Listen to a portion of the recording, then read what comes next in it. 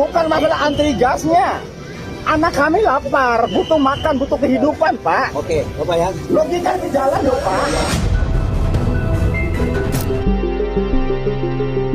Pemberitaan antrean panjang gas LPG 3 kg beberapa waktu lalu tidak jauh berbeda dalam lintasan sejarah Indonesia di masa lampau. Sistem tanam paksa yang diterapkan penjajah Belanda mengakibatkan banyak kesulitan bagi masyarakat yang pada akhirnya mengalami kekurangan gizi bahkan kelaparan. Sebagian besar masyarakat Indonesia tergolong miskin dan tak mampu membeli bahan makanan dengan nilai gizi yang baik. Bahkan, makan nasi saja sudah dianggap istimewa. Menurut sejarawan kesehatan dari Universitas Indonesia Agus Setiawan, pada masa itu tidak ada stigma di masyarakat tentang stunting. Padahal banyak terjadi fenomena kurangnya pemenuhan gizi. Dalam kondisi ini, pengendalian harga beras adalah politik yang vital dilakukan Belanda. Jika terjadi penurunan produksi beras, impor menjadi pilihan. Begitu pula di masa penjajahan Jepang pada Maret 1942 hingga Agustus 1945. Dengan sistem kerja rodi, Jepang memaksa para petani menanam berbagai hasil pertanian untuk kepentingan mereka, seperti beras, jagung, dan pohon jarak sebagai bahan bakar. Gejolak pangan juga terjadi. Akibat Perang Asia Timur Raya, sebagian besar kegiatan ekonomi terhenti. Perusahaan dan kongsi perdagangan milik Belanda dan Eropa serta Cina hampir tutup. Keadaan yang sama juga terjadi di pasar-pasar dan tempat perdagangan lainnya. Bahkan makanan dan kebutuhan sehari-hari ikut hilang dari pasaran dan sangat sukar dicari. Agar harga-harga tidak semakin membumbung, maka ditentukan sejumlah harga kebutuhan pokok masyarakat yang dikenal dengan istilah floor price dan plafond price atau harga jual terendah dan tertinggi. Minyak tanah kala itu juga dijadikan strategi kebutuhan meski sebagian besar rakyat Indonesia masih menggunakan kayu bakar untuk memasak. Kantor besar pemerintah bala tentara Jepang menetapkan penjualan minyak tanah dan BBM lainnya. Tujuannya untuk memudahkan dan merapikan pembagian minyak tanah dan BBM di Jawa. Maka harga minyak tanah ditetapkan 1 drum berisi 295 liter senilai 24 perak dan 1 kaleng isi 5 liter seharga 40 sen. Penguasa militer Jepang dikenal sangat ketat dalam mengawasi harga-harga eceran BBM dan berbagai kebutuhan pokok di pasar-pasar. Tugas pengawasan ini dilakukan oleh polisi militer Jepang yang dikenal dengan nama Gempetai yang menyebarkan mata-mata ke pasar-pasar dan pusat-pusat perdagangan. Sejumlah pedagang Cina dan Arab ditangkap karena kerap menaikkan harga dagangannya di atas ketentuan pemerintah. Nama mereka pun diumumkan di surat kabar. Namun pengawasan yang ketat ini tidak mengurangi mereka untuk melakukan penimbunan barang menunggu kenaikan harga-harga. Kala itu, bisa dikatakan hampir seluruh rakyat hidup melarat. Banyak yang mati kelaparan. Di Jalan Gajah Mada dan Hayam Muruk Jakarta, sudah merupakan pemandangan biasa bila melihat orang mati di bawah pohon tepi jalan. Mereka umumnya para pendatang dari Jawa yang ingin mengais rezeki di ibu kota. Para tawanan dipaksa bekerja menanam padi, hanya Jepang yang bisa mengatur produksi pungutan, penyaluran, dan penetapan harga padi. Penggiling dan pedagang padi juga tidak boleh beroperasi sendiri, melainkan harus diatur oleh kantor pengelolaan pangan. Para petani harus menjual hasil produksi padinya sesuai kuota dan harga yang ditentukan. Petani hanya berhak 40% atas keseluruhan hasil padi, sementara 30% disetor ke pemerintah melalui penggilingan yang ditunjuk Jepang. Sisanya, sebanyak 30% digunakan untuk persiapan bibit dan disetor ke lumbung desa. Rakyat pun menderita akibat peraturan ini. Selain itu, industri pun merosot. Banyak rakyat tidak mempunyai pakaian yang layak, karena sebelumnya urusan sandang sangat tergantung pada impor dari Belanda. Untuk mengatasi kekurangan sandang, Jepang memaksa petani menanam kapas dan membuka usaha konveksi. Rakyat dilatih untuk memintal bahan-bahan yang mengandung serat kapuk randu. Namun tetap saja, industri tekstil tak bisa dihidupkan kembali. Bahan pangan di pasar banyak menghilang. Rakyat digerakkan untuk kerja paksa, bahkan pakaian disita. Ungkap Thomas J. Lindblad dalam buku Krisis Ekonomi dalam Sejarah Indonesia Abad ke-20. Pendudukan Jepang yang berakhir pada Agustus 1945 ditandai dengan kemerdekaan Indonesia. Sejak awal tahun 1950-an, krisis beras terjadi di beberapa daerah, bahkan di daerah lumbung padi seperti di Kabupaten Karawang, Provinsi Jawa Barat. Pikiran Rakyat edisi 28 November 1951 menuturkan, banyak rakyat di daerah itu sudah makan gaplek, tetapi ironisnya mereka adalah petani. Padi hasil jerih payah mereka memenuhi penggilingan padi yang bukan milik mereka. Diduga sengaja ditumpuk menunggu harga beras naik. Pemerintah Orde Lama saat itu menjadikan beras dimasukkan sebagai tambahan pendapatan untuk pegawai negeri dan militer. Menurut Jonathan Lasa dalam tulisan bertajuk Politik Ketahanan Pangan Indonesia tahun 1950 sampai 2005, politik beras dimulai pada tahun 1952 dengan kebijakan swasembada beras melalui program kesejahteraan Kasimo dengan membentuk BAMA atau Badan Yayasan Bahan Makanan antara tahun 1950 sampai 1952 dan 1953 sampai 1956 dibentuk Yayasan Urusan Bahan Makanan. Antara 1950 sampai 1952 dan 1953 sampai 1956 dibentuk Yayasan Urusan Bahan Makanan, yaitu Yayasan Badan Pembelian Padi. Antre beras, antre minyak tanah, antre rokok menggerus popularitas Orde Lama. Antre minyak tanah pada mulanya yang mengantri orang, kemudian berganti dengan kaleng black atau jerigen. Kemudian BBM pun sukar didapat. Masa-masa tahun 1960-an adalah masa-masa inflasi sangat menghebat di Indonesia. Tahun 1963 adalah tahun-tahun yang sulit. Kebutuhan makan minum sehari-hari naik 5-10 kali lipat dari setahun sebelumnya dan dibandingkan dengan tahun 50-an. Tulis Rum Ali dalam Titik Silang Jalan Kekuasaan tahun 1966, Mitos dan Dilema halaman 87. Ketika beras langka, pemerintah lalu mengimpor beras dari Republik Rakyat Tiongkok yang amat jelek kualitasnya. Asahan Alham dalam buku Perang dan Kembang, halaman 370 menulis, aku pernah antre untuk membeli minyak tanah dan setelah 3 hari berturut-turut baru dapat. Tanpa minyak tanah, komporku takkan bisa menyala, sedangkan minyak yang disediakan negara sangat terbatas. Kondisi itu berlanjut di tahun 1964, 1965, dan 1966. Di masa itu, kenaikan gaji 3 kali lipat bahkan tidak ada artinya karena harga barang naik sampai 10 kali lipat. Dalam buku Masalah Pembangunan di Indonesia halaman 3 disebutkan, pada tahun 1966, masa awal Orde Baru, masih banyak orang antre berbaris untuk membeli minyak tanah. Keterbatasan pemenuhan kebutuhan bahan pokok berlanjut menjelang berakhirnya Orde Baru.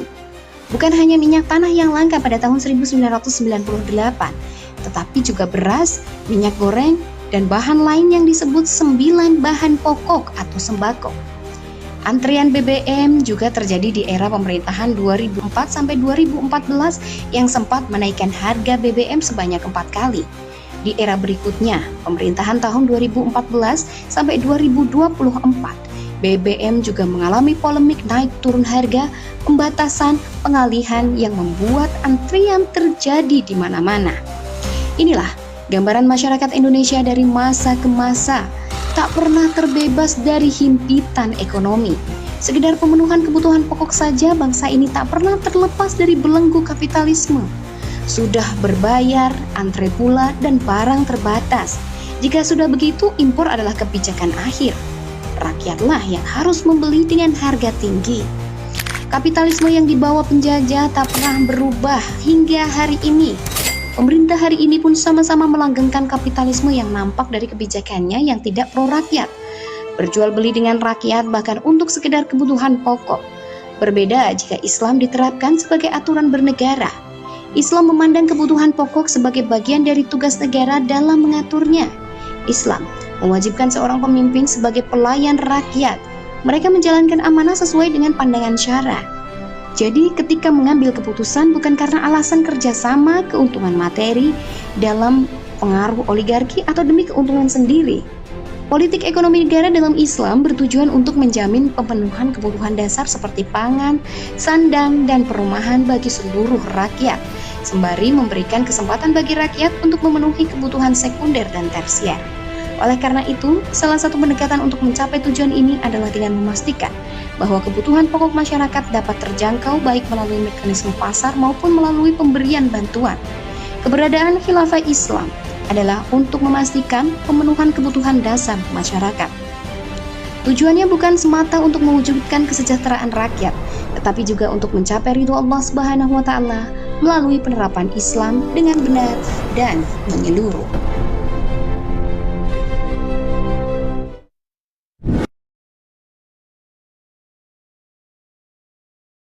Inilah Jawa Dwipa mengungkap perspektif sejarah dalam konektivitas hari ini.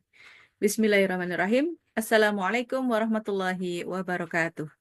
Alhamdulillahirrahmanirrahim. Assalatu wassalamu ala asrafil anbiya wal mursalin wa ala alihi wa ashabihi ajmain amma ba'du. Alhamdulillah, segala puji bagi Allah atas segala nikmat karunia, nikmat iman dan Islam, sehingga alhamdulillah kali ini Kupas Jawa Dwipa kembali tayang dengan edisi spesial di bulan Ramadan. Hari ini 5 Ramadan 1446 Hijriah bertepatan dengan 5 Maret 2025. Kami hadir kembali bertemu dengan sahabat pecinta Jawa Dwipa semuanya, alhamdulillah, di fanpage Muslimah Pelopor Perubahan. Kali ini kita akan berdiskusi, akan bertemu dengan narasumber kita, insya Allah membahas satu tema yang akan sangat menarik sekali untuk kita bahas berkaitan dengan keterbatasan pemenuhan kebutuhan rakyat sejak zaman kolonial hingga hari ini. Sobat pecinta Jawa Dwipa, sebelumnya saya akan sapa terlebih dahulu sobat pecinta Jawa Dwipa yang sudah bergabung di kolom komentar kami. Sudah ada sahabat dari Ungaran ya, dari Semarang, kemudian dari Kebumen, dari Blora, Semarang Timur juga ada, Masya Allah, ini ada Seragentina juga, ada Seragentina. Seragentina Alaska bahkan ya, lebih lengkap Masya Allah. Jadi tetap kami tunggu ya dari sobat pecinta Jawa Dwipa untuk partisipasi dan juga komentar serta mungkin nanti pertanyaan selama kita ada diskusi bersama narasumber kita hari ini. Alhamdulillah, satu tema yang menarik di bulan Ramadan ini sesuatu yang sebenarnya dekat sekali dengan kita.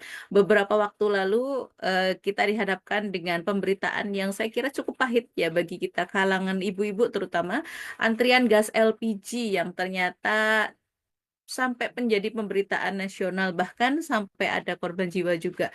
Dan ini sesuatu yang saya kira namanya gas ya, bagi kebutuhan pokok bagi emak-emak terutama, ini menjadi satu hal yang sangat butuh sekali. Apalagi ketika sampai dirasakan adanya antrian, mungkin ada yang mengatakan tidak semua wilayah kok ngantri, tapi kenyataannya ini adalah pil pahit yang kita rasakan. Tidak hanya itu saja, kita pun hari ini nih bulan Ramadan, biasanya kita dihadapkan dengan naiknya harga-harga kebutuhan pokok dan juga apalagi ini menjelang Idul Fitri, Masya Allah ya, kita akan menemukan lonjakan-lonjakan harga yang luar biasa. Makin banyak kebutuhan terhadap pemenuhan kebutuhan pokok, kenyataannya kita dihadapkan dengan harga-harga yang semakin mahal. Masya Allah ya, jadi ini sesuatu hal yang apa namanya cukup membuat kita akhirnya perlu mengkupas di Jawa Dwipa. Ini akhirnya menjadi daya tarik kita untuk membahas dulu ada nggak sih antrian-antrian kayak gini sejak zaman kolonial? Apa cuman hari ini aja? Ya kalau tadi di tayangan pengantar, Masya Allah, ya ini sudah beberapa yang sudah memberikan komentar ya, baru prolog saja sudah terasa tambahan pengetahuannya. Iya, ini baru prolog saja juga sudah panas ya, rasanya sudah panas, sudah pengen segera kita bertemu dengan narasumber kita. Baik, saya tidak perlu lama-lama di sini, saya akan menyapa narasumber kita, Ibu Siti Nurjana. Beliau adalah pemerhati sejarah dan juga editor Jawa Dwipa. Beliau dari Prambanan, ya Klaten, ya Prambanan Klaten. Baik, kita sapa dulu Ibu Siti Nurjana. Bismillahirrahmanirrahim. Assalamualaikum warahmatullahi wabarakatuh. Ibu Siti Nurjana, bagaimana kabarnya?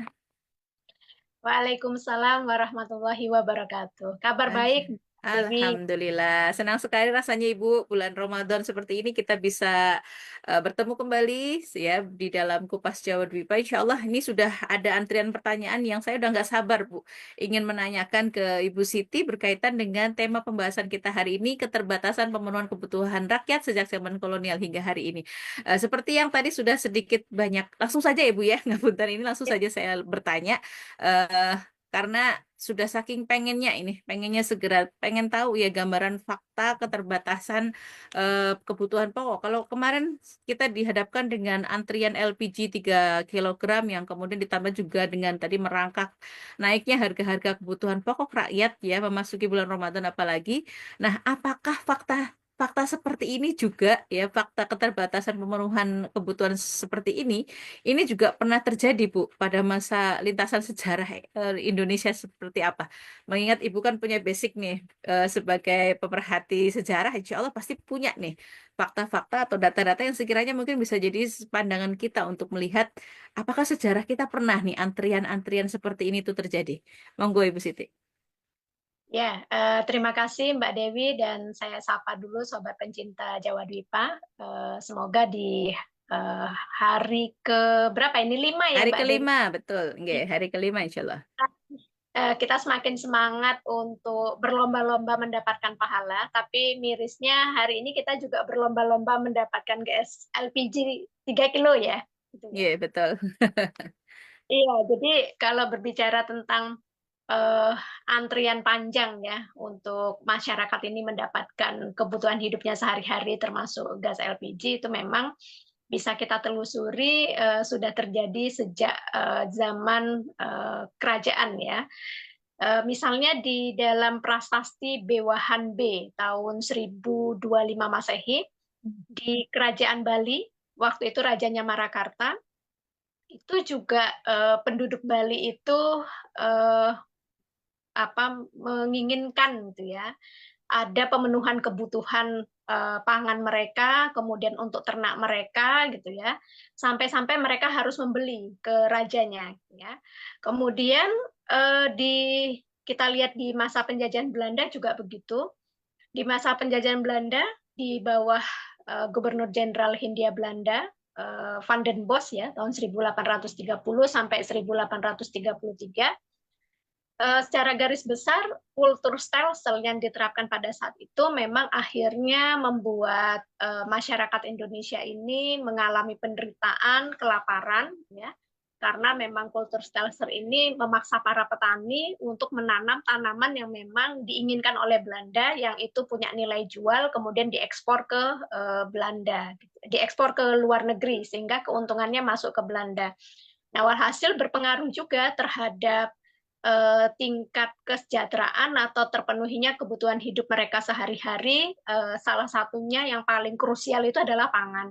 Sampai dikatakan oleh seorang sejarawan kesehatan dari Universitas Indonesia ya, ternyata pada masa itu fenomena stunting ya itu sudah mulai terjadi. Nah, kemudian di masa Jepang juga begitu, kita bisa lihat Jepang dengan kebijakan perangnya, perang di Asia Timur ya, itu juga menerapkan bahwasannya sejumlah hasil panen padi itu harus diserahkan ke Jepang. Sehingga akhirnya menurut sejarawan Universitas Keio Jepang ya, Aiko Kurosawa, ini mengatakan dalam penelitiannya bahwasannya masyarakat Indonesia ketika dijajah oleh Jepang itu sampai memakan makanan yang namanya badur ya. Badur itu semacam keladi yang dipotong-potong, direndam air asin gitu ya untuk menghilangkan menghilangkan getahnya gitu ya. Ya, bahkan ada yang makan bonggol pisang, bekicot dan sebagainya. Jadi kebutuhan terhadap nasi putih itu kalau ketahuan itu digeledah oleh Kempetai. Kempetai itu polisi pengawas pasar perdagangan. Nah, pada saat itu perdagangan ekonomi dari Belanda, kemudian dari orang Belanda, Cina, itu juga mengalami hambatan sehingga akhirnya ada pasar gelap, kemudian mereka menjual harga beras itu cukup besar gitu ya harganya, sehingga mengakibatkan masyarakat ini susah untuk mendapatkan beras gitu. Nah, kemudian setelah Jepang berakhir, ternyata keterbatasan pemenuhan kebutuhan hidup itu juga terjadi setelah Indonesia merdeka. Di mana ketika Indonesia merdeka, terjadi inflasi yang cukup besar ya, 500%. Dan pada saat itu harga barang-barang juga naik, ya. karena dalam kondisi mempertahankan kemerdekaan, kemudian juga ada perubahan-perubahan di tingkat global ya.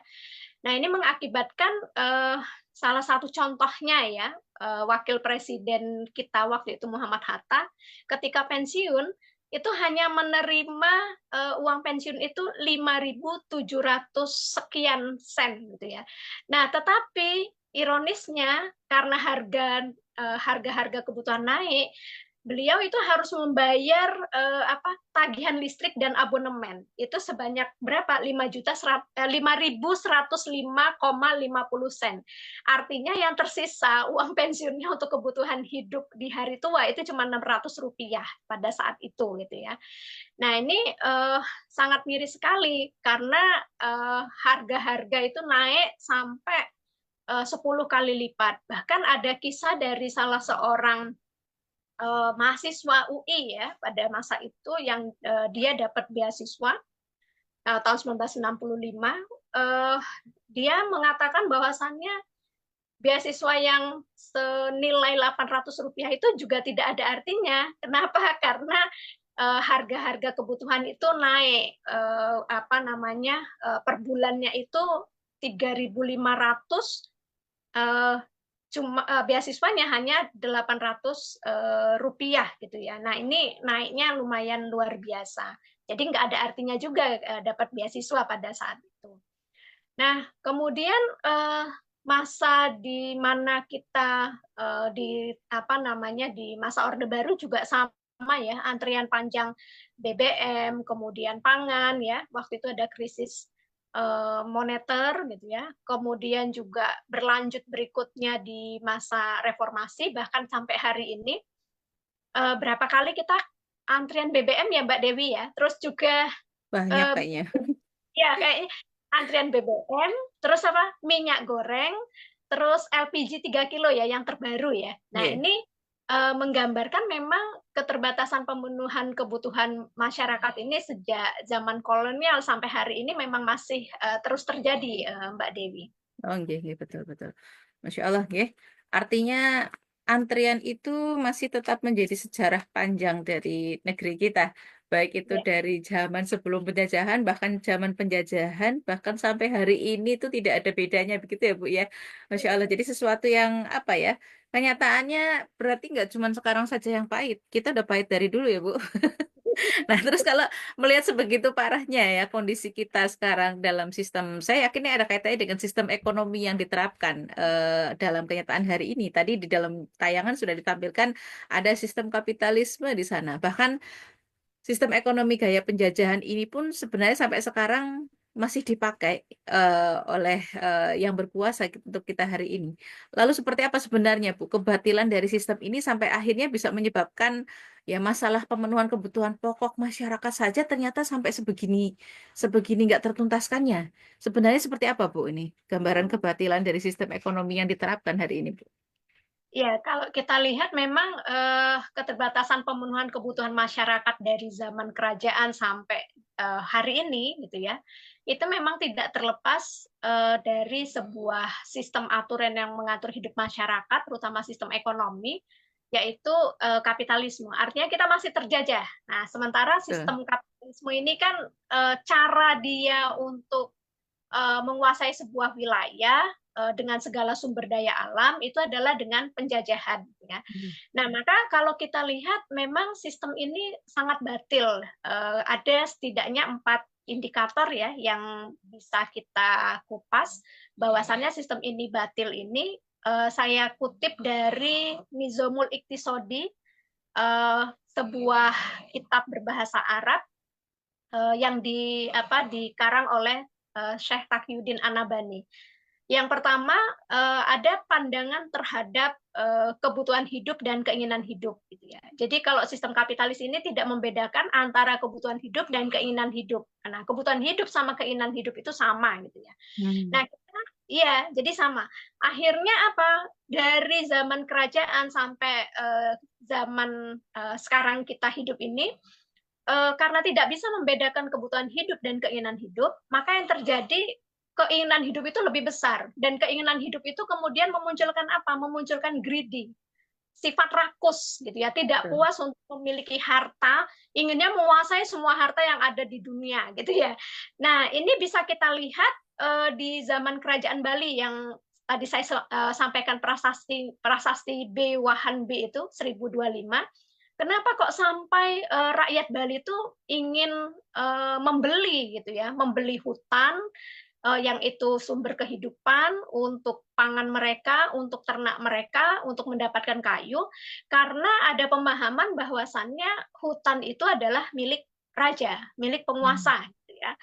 Nah, artinya apa? Hutan yang seluas itu ingin dimiliki, atau kemudian yang berikutnya sifat greedy ini juga kita bisa lihat ya kalau kita lihat di kaki relief Candi Borobudur. Jadi ada salah satu kaki Candi Borobudur itu ada reliefnya dan di situ ada gambaran tentang ada tikus di lumbung padi gitu ya.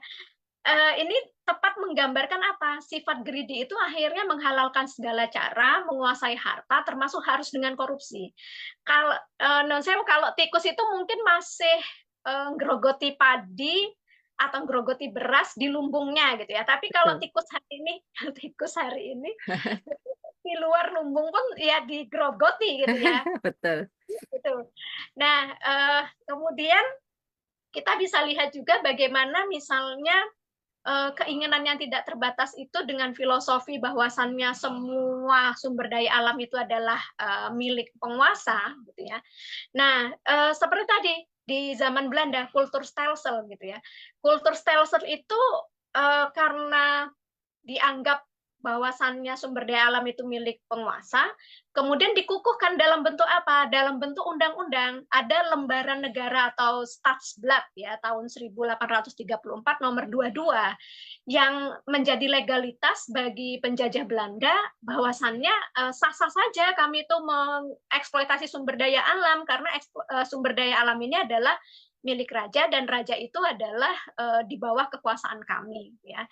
Nah, kemudian yang kedua, indikator yang kedua kita bisa lihat bahwasannya kenapa sistem kapitalis ini adalah batil itu dikarenakan memang ini ya, apa namanya? Yang kedua ada kebebasan setiap mereka yang mempunyai modal besar untuk memiliki apapun yang diinginkan gitu ya. Seperti tadi contohnya gitu ya. Jadi tidak memandang apakah ini kebebasan ini memiliki semua harta tadi itu menzolimi rakyat atau mengambil haknya rakyat gitu ya, itu tidak memandang seperti itu gitu ya. Maka wajar yang di pikiran di pikiran sistem kapitalis ini adalah apa? Yang penting itu cuan gitu ya, yang penting semua jadi duit gitu ya. Nah, yang ketiga mereka punya pemahaman tentang produksi. Jadi produksi ini haruslah menghasilkan barang yang punya nilai jual. Tanda kutip tadi menghasilkan cuan atau uang gitu ya. Jadi tidak peduli apakah misalnya itu ternyata menzolimi rakyat atau tidak, yang penting produksi itu punya nilai jual. Seperti di zaman Belanda gitu ya, atau di zaman Jepang. Di zaman Belanda misalnya gitu ya, para petani itu hanya diperbolehkan menanam tanaman yang sesuai dengan apa yang diinginkan Belanda, yang oleh Belanda itu punya nilai jual gitu ya. Di zaman Jepang juga begitu gitu ya. Petani hanya menanam tanaman yang sesuai untuk kebutuhan pangan mereka menghadapi perang gitu ya. Nah, ini artinya produksi itu sesuai dengan apa yang diinginkan oleh para penjajah ini, punya nilai jual. Nah, yang keempat, ada anggapan bahwa kebutuhan dan keinginan manusia ini tidak terbatas, sehingga akhirnya memunculkan ketidakmampuan dalam memproduksi kebutuhan primer, sekunder, apalagi tersier, yang sebenarnya kalau kebutuhan primer itu terbatas gitu ya.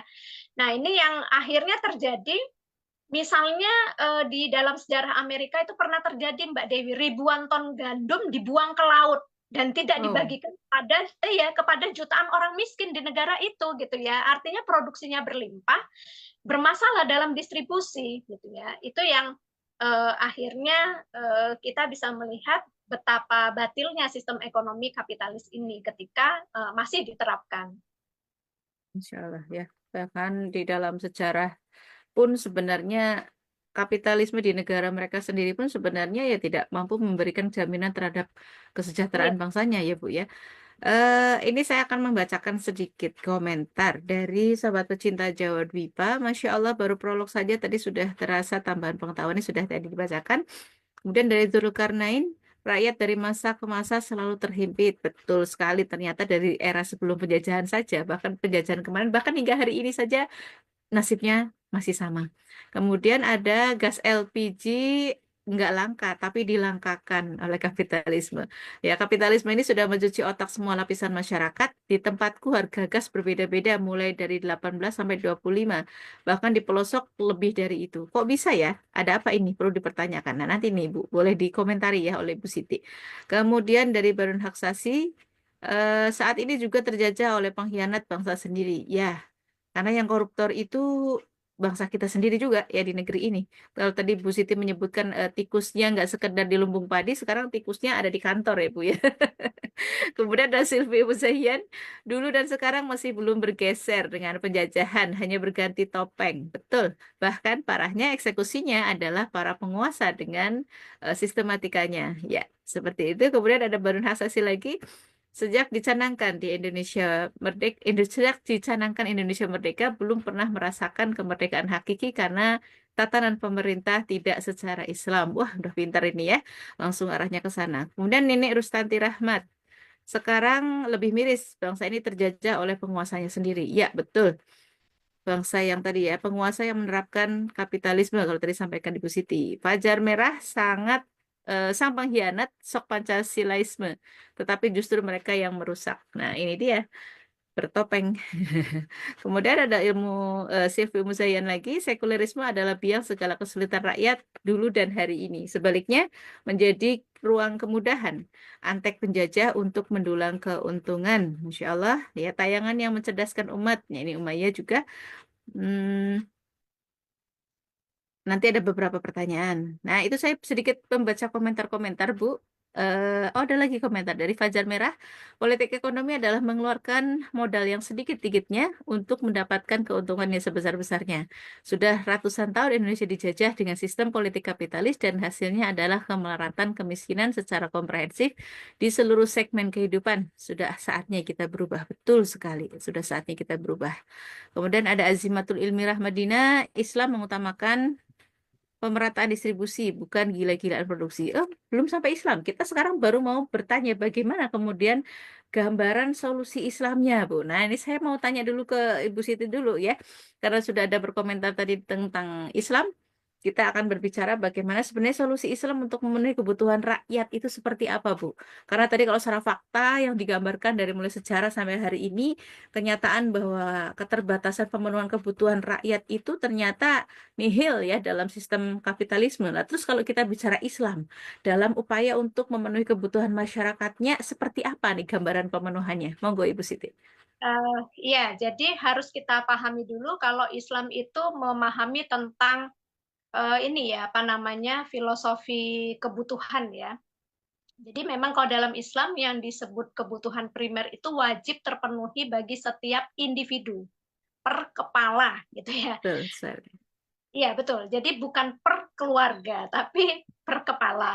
Nah, ketika terpenuhinya kebutuhan individu tadi per kepala, maka insya Allah ini menandaskan bahwasannya memang masyarakat itu sejahtera, uang per individu saja terpenuhi gitu ya. Nah, maka kita lihat tentang pentingnya kebutuhan individu ini harus dipenuhi ya. Jadi kalau kita lihat di apa namanya di dalam Islam digambarkan tentang kebutuhan primer itu ada pangan, kemudian ada papan, ada juga satu lagi sandang. Nah, ketika kita berbicara pemenuhan per individu, maka tidak bisa sekedar hanya mengandalkan atau merasa merasa terjamin pemenuhan itu bisa dipenuhi oleh kepala keluarga saja gitu ya. Nah, itu tidak bisa, tetapi juga harus ditopang oleh negara, karena nanti pemenuhan kebutuhan itu bukan hanya sekedar pangan, sandang, atau papan, tapi juga berkaitan ada kebutuhan yang sifatnya kolektif ya. Kolektif itu adalah terkait dengan pendidikan, kemudian kesehatan ataupun keamanan. Nah, ini menjadi tanggung jawab negara untuk memenuhi. Maka di dalam Islam itu ada mekanisme pemenuhan kebutuhan hidup. Satu itu adalah dikembalikan kepada laki-laki, punya tanggung jawab untuk mencari nafkah. Kemudian yang kedua, ketika laki-laki tadi sudah tidak mampu, ada uzur syar'i, sakit ataupun cacat, maka tanggung jawab itu beralih kepada tetangganya. Kemudian ketika tetangganya juga tidak mampu, maka beralih kepada negara.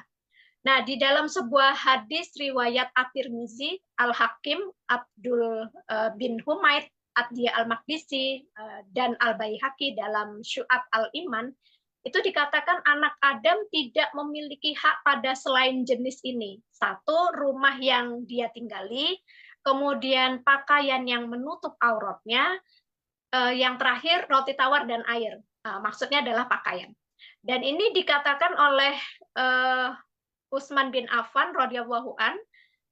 Ini Imam At-Tirmizi juga mengatakan hadis ini hasan sahih. Jadi artinya pemenuhan ketiga kebutuhan pokok ini bukan hanya sebatas pada zat makanannya, pakaiannya, atau tempat tinggalnya, tapi juga apa yang dibutuhkan untuk ketiga kebutuhan tadi itu ada. Misalnya Mbak Dewi, mau di bulan Ramadan gitu ya. Kita mau masak di Ramadan, berbuka atau sahur gitu. Nah, bukan hanya sekedar butuh makanannya, tapi bagaimana makanan itu bisa tersedia kan butuh kompornya, butuhnya. Nah, ya, gitu.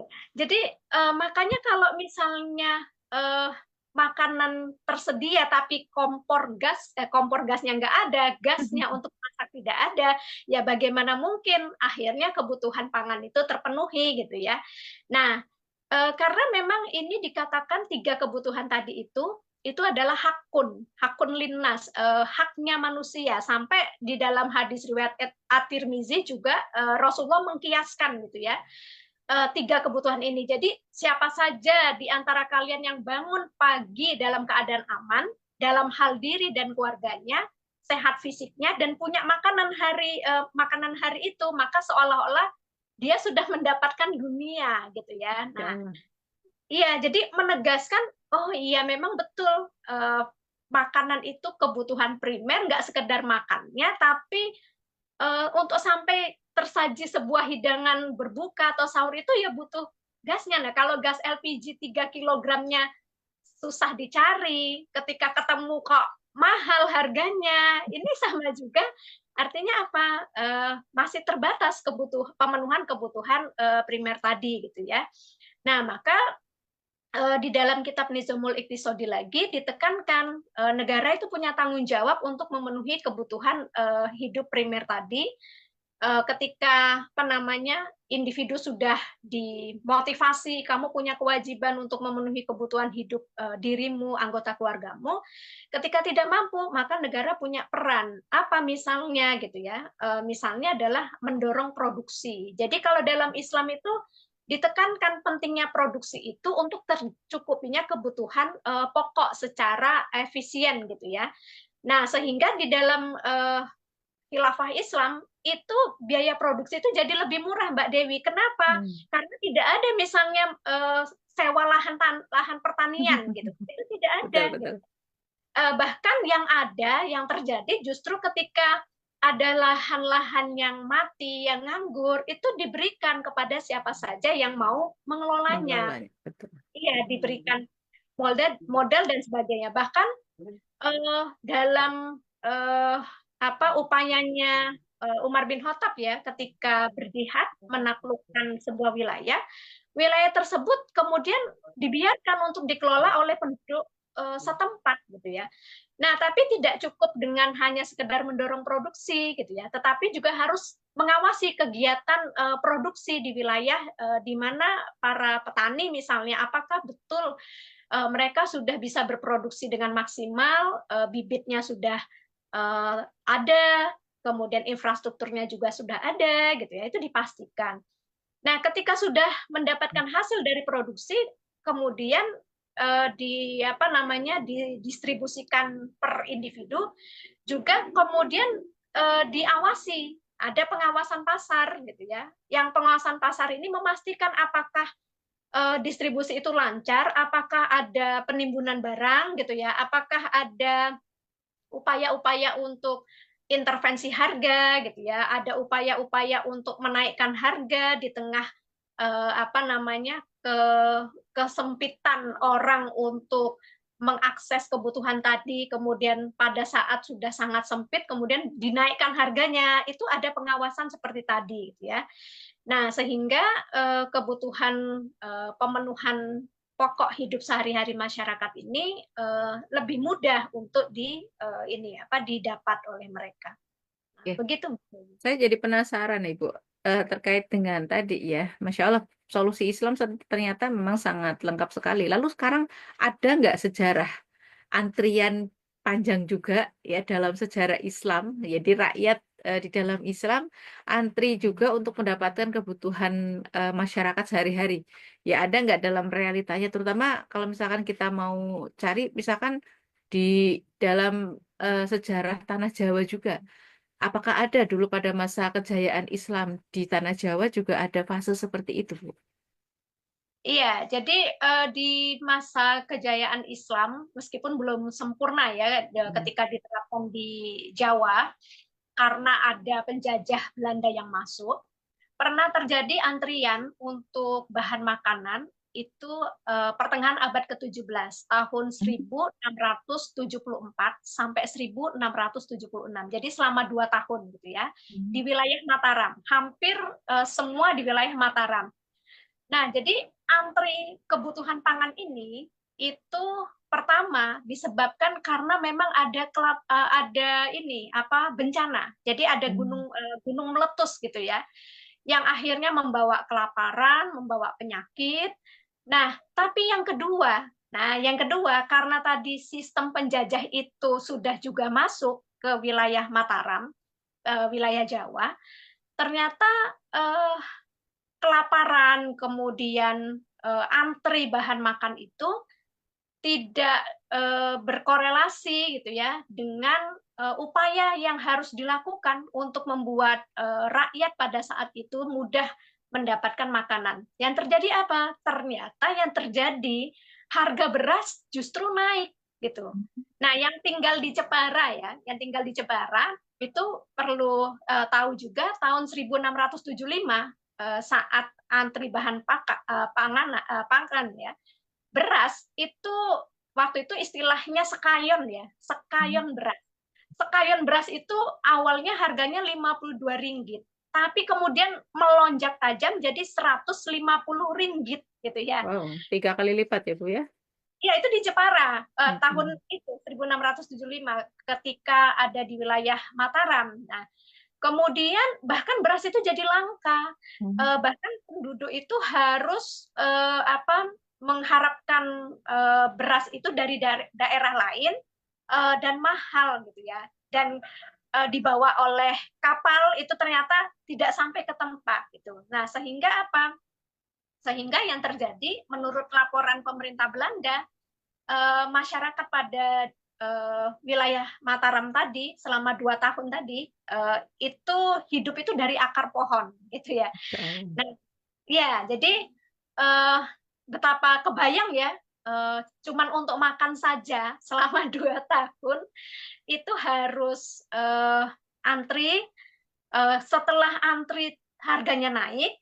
Kenapa bisa naik? Karena tadi ada sistem penjajah kapitalis yang memanfaatkan kesempitan rakyat untuk mengakses kebutuhan makan, itu harganya terus dinaikkan berkali lipat. Nah, itu kemanusiaannya kan nggak ada itu ya. Jadi itu pernah terjadi Mbak Dewi di tanah Jawa.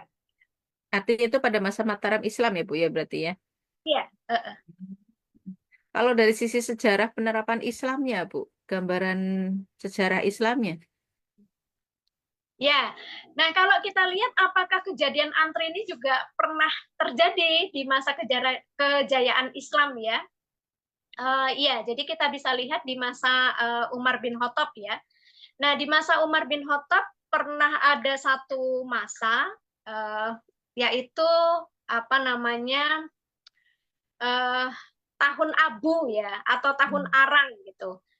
Nah, jadi Amar Ramadah, gitu. Tahun abu, tahun arang, karena pada masa itu antrian untuk mendapatkan bahan kebutuhan makanan terjadi karena ada paceklik, ada kemarau yang panjang, ya.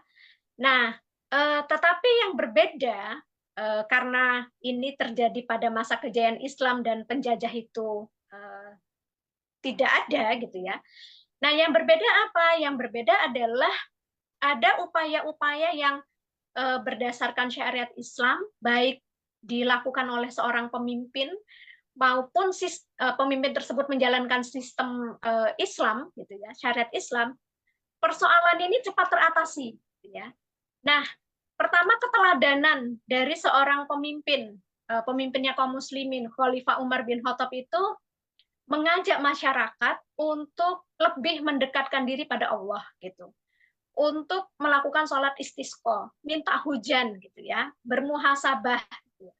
Kemudian yang kedua, beliau belusuan Mbak Dewi, Oh, belusuan tapi nggak sama kayak yang belusuannya sebelah itu ya. iya, ini belusuannya memang memang bukan pencitraan Bukan gitu ya, pencitraan ya. tapi belusuannya memang lahir dari seorang pemimpin yang takut dimintai pertanggungjawaban di hadapan Nah, Allah. itu dia bedanya di situ.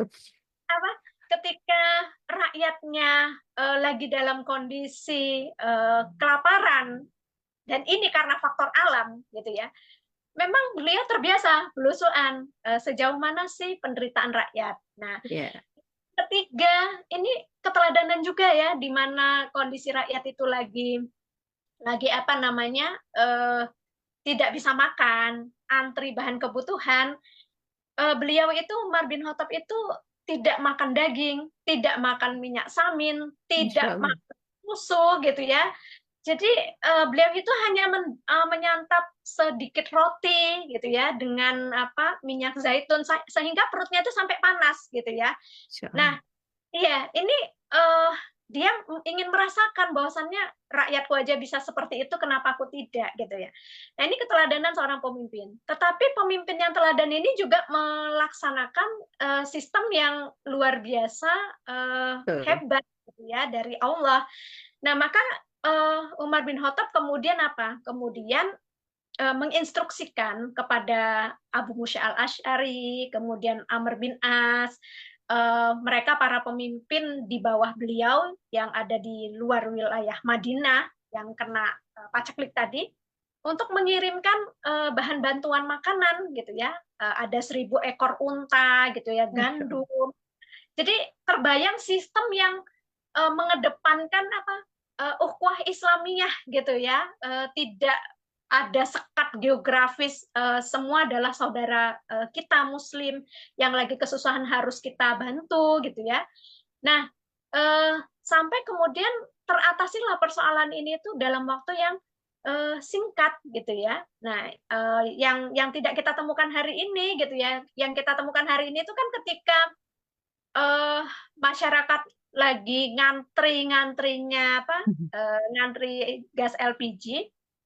Nah, ini bisa jadi eh, sangat besar kemungkinannya karena berulang kali terjadi ada eh, apa ya sistem ini mengarahkan pada orang itu karena tadi ingin meraih cuan sebesar-besarnya menaikkan harga gitu ya.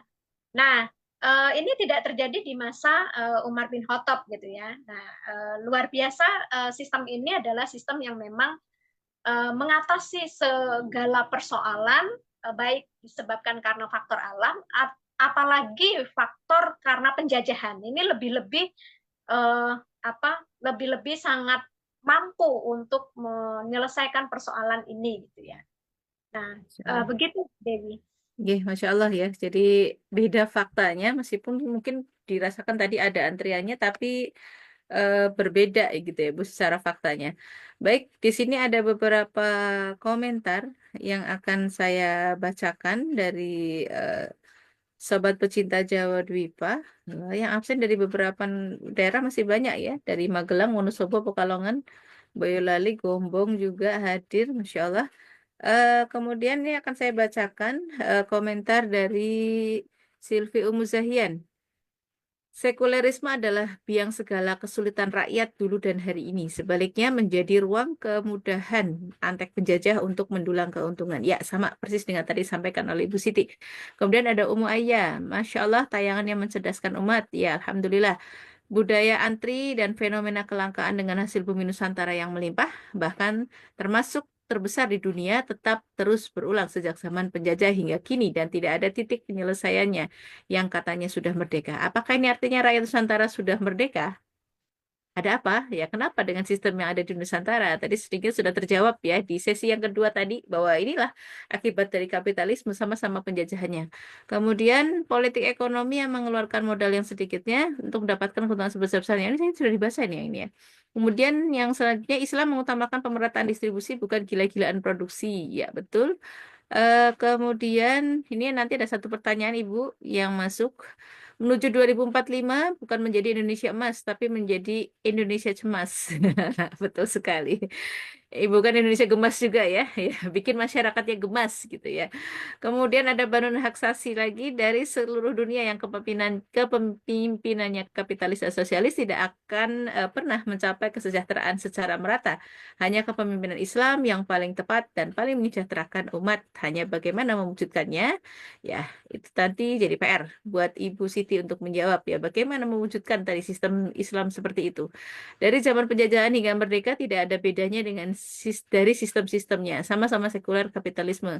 Yang beda subjeknya di penjajah. Londo putih, sekarang penjajahnya Londo ireng.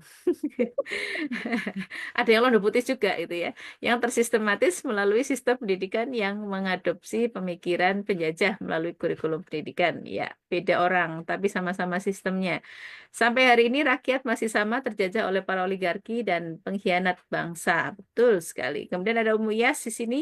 Zamannya beda tapi sistemnya sama, kapitalisme. Ya, sekiranya seperti itu. Kemudian fokus pemenuhannya berbeda dari Karisma Dewi.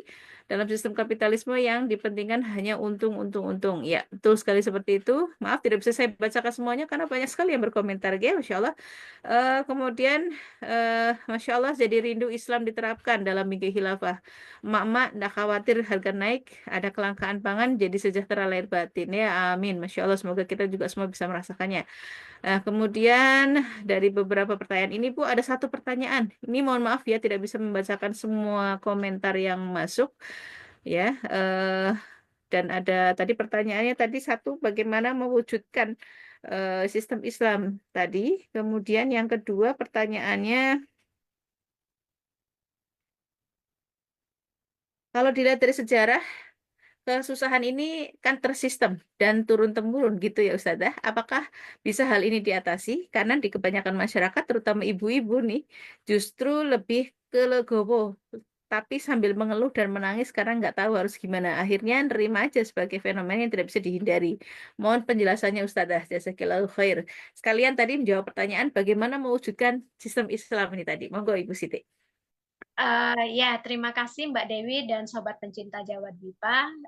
Jadi ketika kita menyadari bahwasannya persoalan keterbatasan pemenuhan kebutuhan rakyat ya dalam lintasan sejarah yang sangat berbeda, ada faktor alam, kemudian ada faktor penjajah, kemudian solusinya pun juga berbeda ketika sistemnya kapitalis dan sistemnya Islam ya. Sistem Islam itu adalah sistem yang sangat memperhatikan terpenuhinya kebutuhan per kepala, per individu. Nah, kemudian tanggung jawab terbesarnya ada di negara ya untuk menjamin terpenuhinya kebutuhan tersebut. Maka sistem Islam ini adalah sistem yang paling ideal karena berasal dari zat yang ideal yaitu Allah, maka tidak ada cara lain, harus ada upaya untuk kita mewujudkan sistem tersebut. Nah, ketika kita ingin mewujudkan sistem tersebut, ini harus berangkat dari sebuah keyakinan ya bahwa sistem Islam ini itu adalah sistem yang benar. Itu perlu bagi kita ya, sehingga yang kedua menjadikan diri kita itu ketika sudah yakin itu senantiasa berusaha memahami, menyadari pemahaman tadi, keyakinan tadi itu harus diwujudkan, harus direalisasikan. Ya, dalam bentuk apa? Dalam bentuk mewujudkan sistem yang ideal ini. Nah, yang ketiga, ketika mewujudkan sistem yang ideal tadi, itu haruslah berangkat dari sebuah role model dan role model, gitu ya. Siapa? Yaitu role modelnya adalah syariat Islam.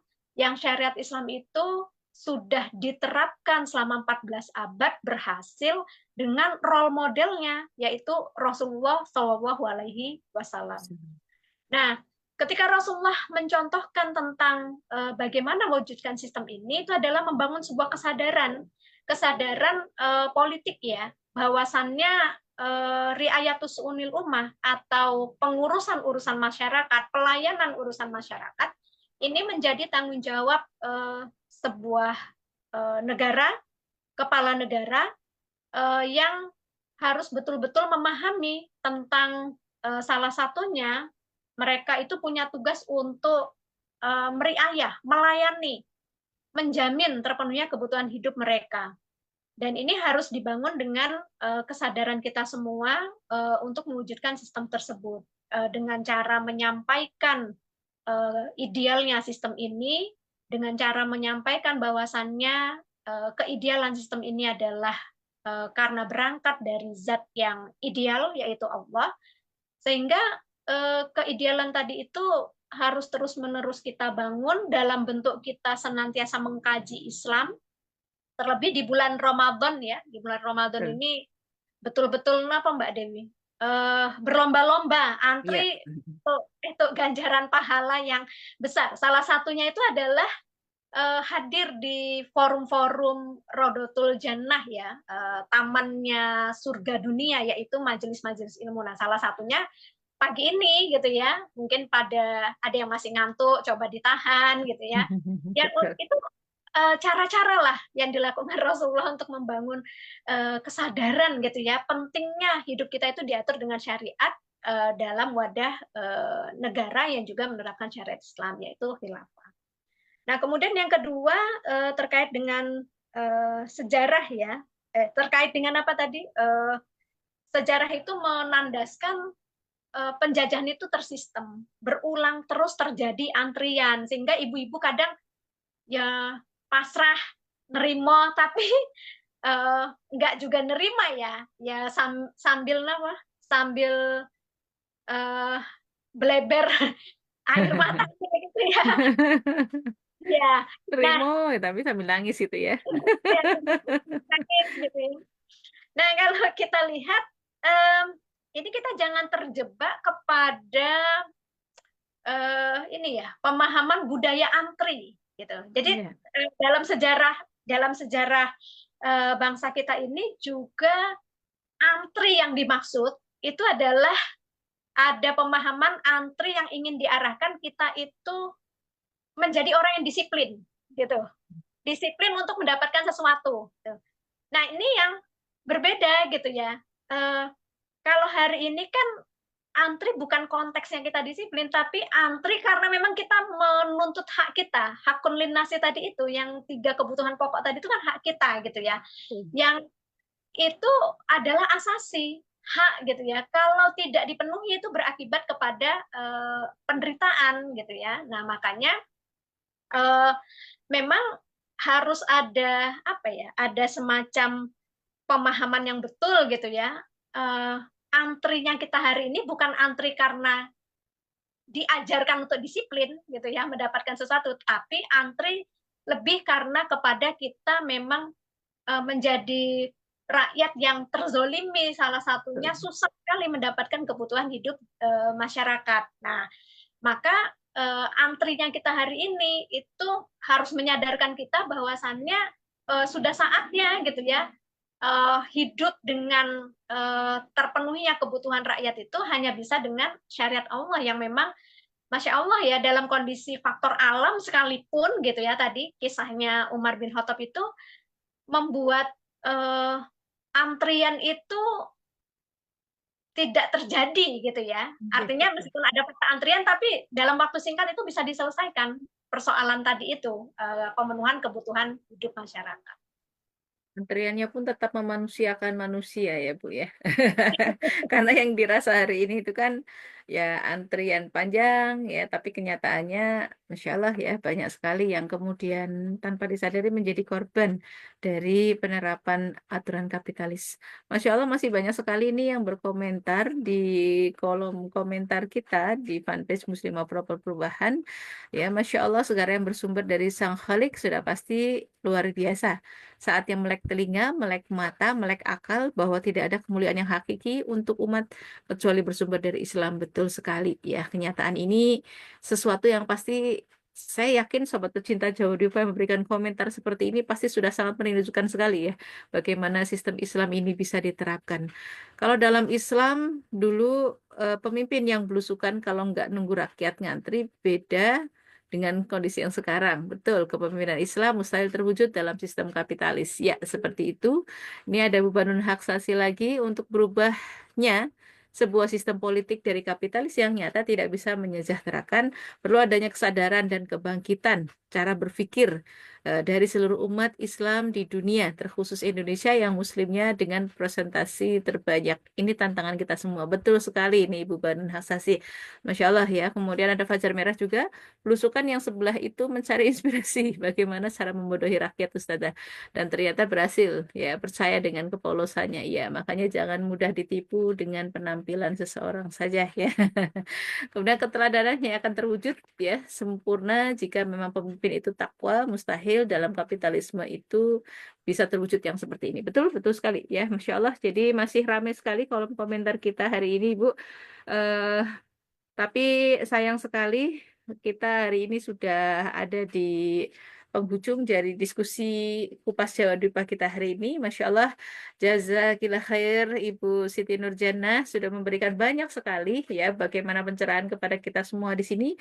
Mulai dari bagaimana fakta sejarah seperti apa dulu terkait dengan pemenuhan kebutuhan rakyat sampai kepada upaya untuk membangun kembali ya gambaran Islam dalam sebuah konstitusi, dalam sebuah sistem aturan dalam bernegara. Ya, insya Allah sudah memberikan banyak sekali penjelasan kepada kita semua dan sobat pecinta Jawa Dipa di sini insya Allah juga pastinya akan memberikan kontribusi dan dukungan juga ya kami harapkan kepada kami dengan terus mengikuti Kupas Jawa Dipa kita di episode selanjutnya. Ini mumpung bulan Ramadan, jazakumullah khair kepada semua sobat pecinta Jawa Dipa yang sudah bergabung untuk kesempatan kita hari ini. Alhamdulillah. Tapi sebelum kita tutup, saya mau minta terlebih dahulu closing statement-nya ini dari Ibu Siti. Monggo Ibu Siti. Untuk closing statement untuk Kupas Jawa Dipa kita hari ini. Silahkan. Terima kasih Mbak Dewi dan Sobat Pencinta Jawa Dwipa. Jadi nyatalah dari pembahasan kita hari ini ya, bahwasannya sistem kapitalis itu sistem yang memang tidak mampu memenuhi kebutuhan pokok hidup masyarakat atau kebutuhan primer ya. Kemudian hanya sistem Islam saja yang mampu memenuhi kebutuhan primer per individu per kepala, bahkan tidak hanya bagi warga muslim, tapi bagi non-muslim. Tidak hanya bagi warga muslim di dalam wilayah khilafah, tapi bagi warga non-muslim di luar wilayah khilafah. Dalam satu kisah terjadi Black 1847 di Irlandia ya, kelaparan yang luar biasa. Tetapi Masya Allah ya, sistem Islam ini sampai bisa berpengaruh keluar wilayah khilafah ke orang-orang non-muslim, memberikan bantuan 1,3 juta US dollar ke penduduk Irlandia. Ya kalau orang Irlandia sekarang yang tua-tua masih hidup pada pada masa akhir-akhir ketika khilafah runtuh, mereka mendengarkan sejarah kisah ini, itu mereka sangat mengenang ya bagaimana kebaikan dari kekhilafan Utsmani ya pada saat itu. Nah, maka saya mengutip pendapat dari Syekh Mustafa As-Sibai, seorang sejarawan dalam kitabnya Min Rawai Hadrotina. Jadi peradaban Islam itu sesuatu yang sedang ditunggu oleh orang-orang yang memang dia merasa gelisah gitu. Jadi sudah saatnya di bulan Ramadan ini kita membangkitkan kegelisahan kita dan membangkitkan kegelisahan masyarakat untuk kembali gitu ya, menunggu untuk kembali bersama-sama memperjuangkan peradaban Islam yang selama 14 abad ini terbukti mampu memberikan pengaruh positif baik di dalam maupun di luar wilayahnya. Itu Mbak Deni. Masya Allah ya, closing statement yang sangat menggugah ya. Kita harus bangkitkan tadi ya Bu ya, rasa di tengah umat hari ini. Rasa kegelisahan kita, atau rasa apa tadi Bu istilahnya? Jadi, Rasa kegelisahan menurut kegelisahan, Syekh. betul ya. Berarti harus Ya. dibangun rasa kegelisahan kita, gelisah karena tidak adanya aturan Islam hari ini ada di tengah kita, kegelisahan kita hidup dalam sistem kapitalisme. Ini bahasa yang bagus untuk kita bisa menggugah banyak orang. Jazakillah khair Ibu Siti atas closing statement-nya dan sudah menjadi narasumber untuk kita pada Kupas Jawa Dipa episode 11 kita hari ini. Alhamdulillah di bulan Ramadan semoga menjadi amal soleh dan amal jariah juga untuk Ibu Siti Nurjana. Sekian Ibu Siti. Assalamualaikum warahmatullahi wabarakatuh.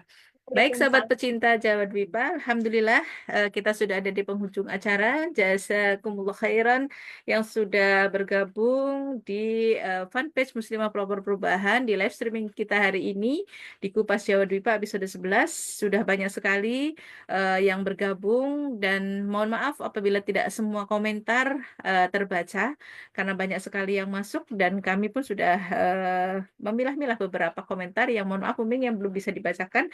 Tapi jangan kapok ya, jangan kemudian berhenti di situ. Kita insya Allah bulan depan akan tayang kembali. Ya, terima kasih jazakumullah khair atas komentarnya dan juga kami meminta partisipasi dari sobat pecinta Jawa Dipa untuk like, komen dan share dari setiap acara-acara kami di Kupas Jawa Dipa ataupun YouTube kami, channel YouTube kami Jawa Dwipa. Silahkan bisa Anda subscribe, like, dan juga memberikan komentar di tayangan-tayangan Jawa Dwipa yang sudah kami rangkum di sana. Jangan lupa untuk terus ikuti fanpage kami, Muslimah Pelopor Perubahan, dan di sana akan ada banyak sekali postingan-postingan yang sangat menarik, yang di situ kita berbicara bagaimana sudut pandang Islam. Baik, sobat pecinta Jawa Dipa, tidak lupa ini adalah bulan Ramadan. Selamat menunaikan ibadah puasa. Semoga kita bisa maksimalkan ibadah puasa dan juga ibadah kita hari ini di bulan Ramadan yang tercinta. Semoga kita mendapatkan ampunan dari Allah dan kita mendapatkan kebaikan-kebaikan yang datang di bulan Ramadan. Di akhir kata, saya sebagai host untuk pada kesempatan hari ini, mohon maaf apabila dalam penyampaian ataupun selama memandu acara ada kata-kata yang kurang berkenan. Mohon maaf dan tetap ada di Kupas Jawa Dipa episode-episode selanjutnya. Tetap ikuti kami di fanpage Muslimah Pelopor Perubahan. Bersama saya Dewi Musyaidah, kita bertemu lagi di episode Kupas Jawa Dipa selanjutnya. Jawa Dipa, inilah tayangan kami mengungkap perspektif sejarah dalam konektivitas hari ini. Sekian, Assalamualaikum warahmatullahi wabarakatuh.